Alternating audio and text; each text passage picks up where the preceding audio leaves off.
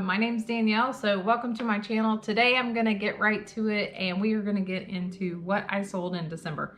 Today is Christmas Eve. I do have some baking to do later. No-bake cookies are something that have been around here in my family for a long time. My mom used to make them.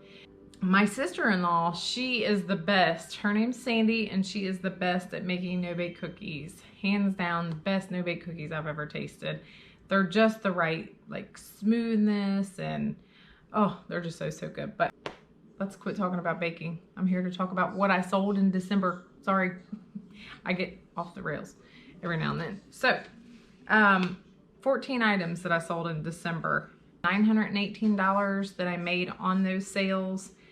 Divided by 14, that comes out to like $65 per sale. So that's not a bad average, but you know, somebody who's trying to make a living at this or doing this full time, that obviously probably wouldn't work for you. You're probably going to want to strive for a little bit higher, you know, sales in 1 month. So, but it works for me because I have a job that I'm trying to do at the same time as I'm trying to run my family and my household and everything. So my advice to any resellers out there who are just getting started or have been doing this for a while, just, you know, just do what you can handle. Don't try to compare yourself to other people and live up to somebody else's measurements of what they think you should be selling to be considered a part-time reseller or full-time reseller. You know, just do what you can. Set goals for yourself, but don't beat yourself up. So that's how I'm looking at all this, and that's what I try to live by. So the first item, if you see me looking down here, I'm looking at my computer. So we have a Bath and Body Works Orchid, yeah, Orchid Body Splash. Now this is from, I believe, like the late 90s, early 2000s. It was the Pleasures version. So that sold for $22 and shipping as well on top of that. Next up, we have a vintage photograph. I'll put it right here. And these are two, I titled this Two Sassy Girls Walking Down the Street in the 1940s. It sold for $15. And this was in a box of photos that I bought for $20. So you could probably break that down and say I might have paid a nickel or something for that photograph.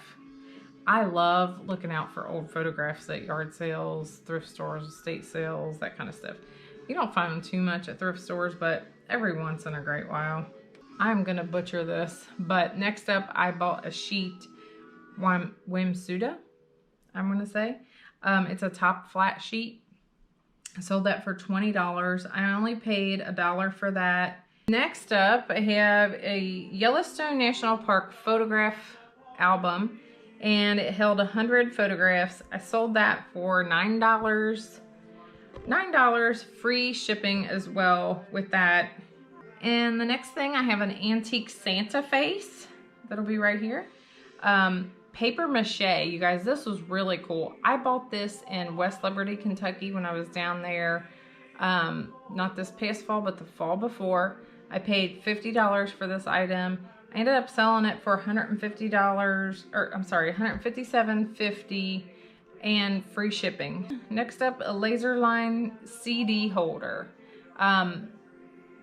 For whatever reason, I guess the CDs and the cassettes are pretty popular right now, but anything that has to do with storage for cassettes and CDs do well for me. I've sold several of those. I did sell that for $18, if I didn't say that, and it was free shipping. Next up, also another free shipping item that I sold was this Jimmy Halloween Spirit Ball. It was, he made this like Halloween greeting, I guess, when people came in front of his motion detection. I can't recall what he said, but it was $37.50 that it sold for with free shipping. I paid $10 for him. Next up was a crazy item that I lost my tail on. I paid $5 for this radio, and I sold it for 99 cents, y'all. That was like, dagger to my heart. It just hurt. So anyway, this was a very cool old radio, old transistor style radio.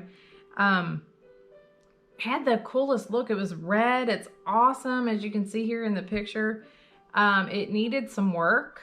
I was gonna list it for like $40. Buy it now, you know, in the description that it needed some work. But I copied somebody else's listing, and what that means is, like, when you're on eBay, you'll see this sell a similar is what they call it. So when you type in, or I'm sorry, when you click on sell a similar, it's going to give you the category that the person listed the item in. It's going to give you certain specific details about the item. And if you don't go in there and meticulously change the things that you need to change, you're going to get burned. And I did not realize, I thought that I checked this, but I did not realize that I had auction feature on instead of buy it now. I had even typed in the $40, so I'm not sure what happened, but it started the auction at 99 cents and it never got another bid other than the first 99 cents. So yeah, I lost on that one. Next up, I have a Sony VHS or VCR VHS player. It sold for $70 with shipping on top of that. And I bought this at a yard sale in Alexandria, Kentucky, I think it was. Anyway, I bought this at a yard sale for $10 and tested it when I got home. It powered up and everything. I didn't have a VHS to test it, you know, further. So I just advertised that it did power on. And same with this next item that I sold.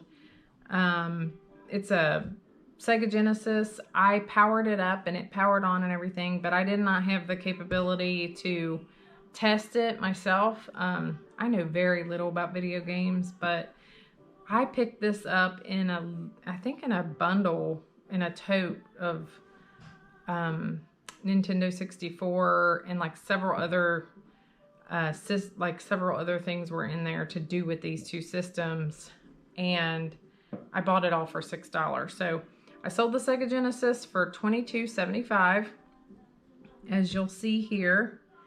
And the next item I sold was this really cool 3D Moose koozie drink holder.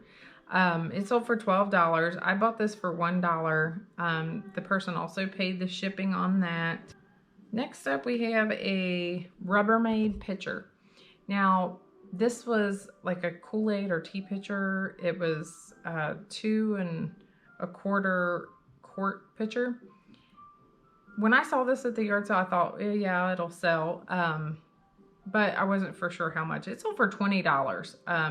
I bought a box of things, coffee mugs, this, a few other odds and ends, all for $10. So made my money back on this pitcher right away and then some. So sold it for $20 with shipping on top of that too. So the next item that I sold was a 1996 Nintendo 64. So the next item I sold was a Nintendo 64 1996 version, which is, I guess, the earliest version that there was. I did an auction style on this one because I knew that it had potential, but I had only powered it up. I had not fully tested it and everything. So it sold for $90. I was happy about that. They also paid the shipping. And I mean, to touch on that again, that came in that box lot that I bought for $6. I did not know anything about video games, but I'm no dummy. I know to buy them when I find them for that cheap, but I wasn't exactly sure how I was going to go about selling them. So I just looked it up and did my thing, and I went ahead and just did an auction on that. I don't do very many auctions, but the last few auctions that we have done, other than that radio, have done pretty good. So the next thing I sold was this owl. It's a owl sculpture with a music box underneath. You turn it and it winds up, plays a song. I can't really recall the song that it did play. Picked this up for $1 at an estate sale. Sold it for $30 with shipping. If there was anything else I was going to say. So yeah, guys, that is what I sold in December. I know that it probably doesn't compare to some of the bigger channels out there, but you know what? I'm not here to compare myself. I'm here to just share with you what I'm doing. Let you know that it's okay with whatever you're doing. And then also I hope to give you some knowledge about what to search for while you're out there sourcing at yard sales and thrift stores and things like that. So I really enjoyed going over this with you. I hope that you enjoyed it. I hope that you hit the thumbs up button.